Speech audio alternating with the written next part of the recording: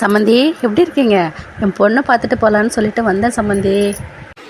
காலில் ஏதாவது சக்கரத்தை கட்டிட்டு இருக்கீங்களா என்ன? எப்போ பார்த்தாலும் வந்துடுறீங்க ஓசி சொத்துக்கு.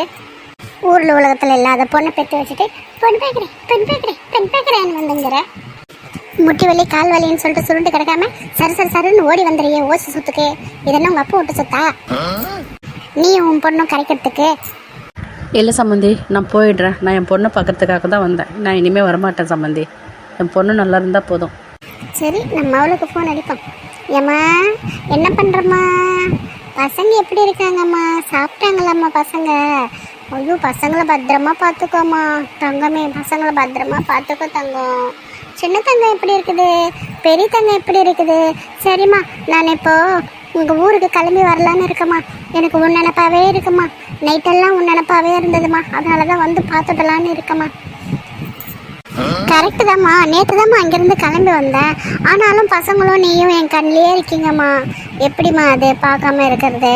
அதனால நான் வரேம்மா. சிக்கன் மட்டன் கோழின்னு சொல்லிட்டு எல்லாம் செஞ்சு வச்சுக்கோ, பார்த்துக்கோ.